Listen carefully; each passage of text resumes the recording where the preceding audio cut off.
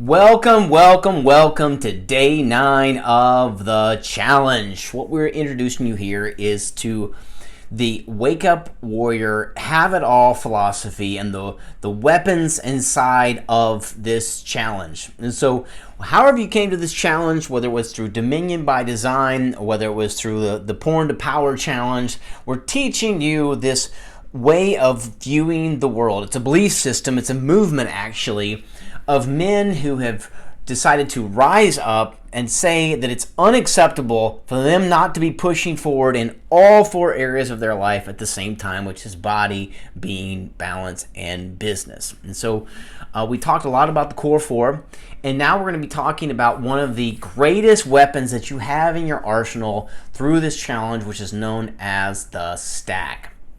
And so if you are watching these videos on YouTube and you're not a part of the challenge, I would encourage you to reach out so I can get you access to this app, because the stack has forever changed my life.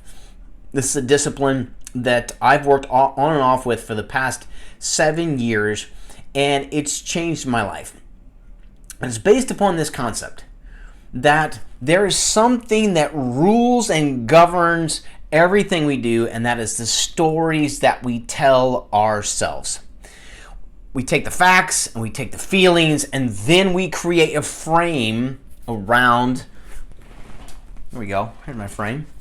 So we got the facts and we got the feelings, and we create a frame around that information and those feelings. Okay, and how you frame the game is literally everything. You change your stories, and you will change your life. You can have stories that empower you, or you can have stories that will destroy you.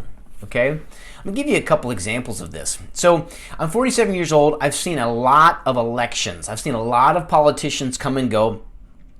But it's always interesting to me to watch people rise to power. Okay, I don't care if you're Democrat or Republican, whether you're Donald Trump, Barack Obama, it doesn't matter who you are. But those are 2 examples of people that I've watched rise to power. Okay, Barack Obama was a senator from Illinois, a community organizer before that. Donald Trump was a businessman. But both of these guys, they rose to power. And do you know why they became president? Well, of course, there's a process of them being voted into office and all those things. But what had to happen before anything else? They had to create a story in their mind, I'm going to become president. Because one of the things that you will see in every single presidential debate is you will hear commentators talk about the person and how they acted presidential. How do you act presidential? Because you see yourself as president. The stories we tell ourselves control the destiny of our lives. And they run under the surface. We don't even think about them. But how you choose to frame the game is absolutely everything. Right now I'm training to run a marathon. Guess what? For many years, decades, I told myself I would never do that. And guess what? Was I not physically capable of running a marathon? When I said I wasn't going to run a marathon? No, it had nothing to do with my body. It was all about my mind. I said I can't or I won't do that. There's a thing here in Iowa where you ride your bike across Iowa. For years, I saw these crazy people. And I said I will never do that. Guess what? Was I physically incapable of doing that? No. Mentally, I put a box around it and I said I will never do that. I'm going to run a marathon here in a couple of months. I rode my bike across Iowa. I can give you example after example where I first had to break through the barrier in my mind before I could ever do it in reality. Before I could ever do it with my body, I had to break the barrier in my mind.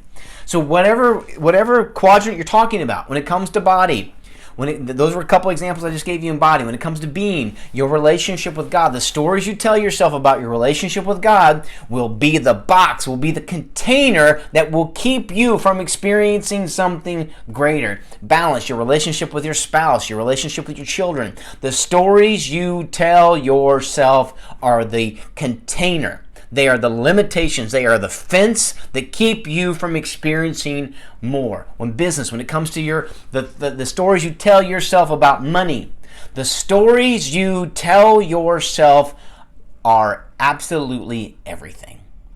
They are so incredibly powerful, and here's the crazy thing about them. There is so much of your life that is out of your control. But guess what? Your stories are 100% completely up to you. You control the frame. You control the frame. You control the lenses that you put on. You control the stories. And that's the great thing about a story is you're all making it up here, right in the 6 inches between your ears. So you can change the story. So that's what the stack does. The stack takes us through 4 stages. Stop, submit, struggle, and strike. Okay? Stop. 99% of people never stop to examine the story. Stop, submit to the fact that you're telling yourself a story. Number 3, struggle, and then you struggle with that story. One of the primary things that a stack does is ask you the question, what is the story you're telling yourself? What do you want? And will this story get you what you want? 99.9% of the time, no. That's why you're going to the stack in the first place. You're examining your stories. Okay, so if this story isn't going to get me what I want, well, what's a story I could write over here that is going to get me what I want? Okay, so the first stack that we're going to talk about is called the rage stack. The rage stack is the original stack that was created, and it's going to take you, depending on how detailed you get, it could take you between 15 to 30 minutes to complete a stack. It's an investment of time. And the reason why we start with the rage stack is the most detailed, okay? When you get deeper into the other stacks, you'll find that they don't have as many questions. Why? Because you're dealing with less intense emotions. You're dealing with anger. You're dealing with irritation. You're dealing with gratitude. You're dealing in a prayer stack. There's lots of different emotions, but rage is one of the most important ones that we uncover. Because see, I'm telling you, men, we've been taught, trained, and educated that rage and anger are completely unacceptable. What do we tell our kids? Calm down. Why are you getting so mad? What do we tell our spouse? Well, calm down. Why are you getting so angry? We are uncomfortable around anger. We don't like it. So as a society, we've taught, trained, and educated men that anger is toxic, okay? And that you just have to bury it. And that's what most men do. Most men take their anger and they bury it, or they release it in very unhealthy ways, okay? Through physical fights, through getting drunk, through driving crazy, there's a million different ways that we release it, or we suppress it. What the stack does is gives us the ability to release it in a healthy manner, okay? One of the things the stack does is, so especially if you're mad at a person, okay, the rage stack is the most effective if you're angry at a person. If you're angry at a situation or a circumstance, you can rage stack that. But the most effective thing to rage stack is a person, okay? So I can't tell you, I've done a lot of rage stacks on my wife. I've done a lot of rage stacks on my children. I've done a lot of rage stacks on coworkers. I've done a ton of rage stacks.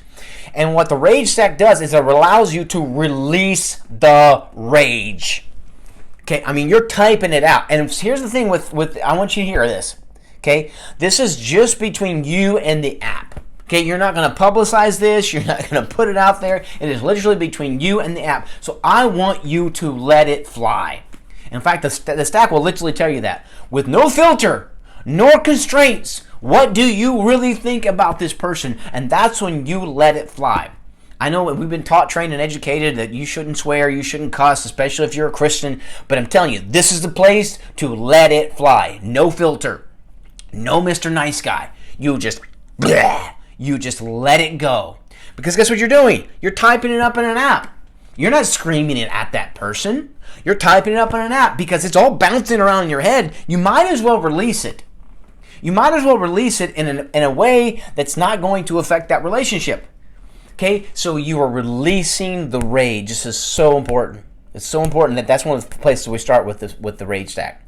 And what I found out with the rage stack is once I start releasing it, I found out this emotion goes deeper than I thought. I was like, I'm not really that upset about it.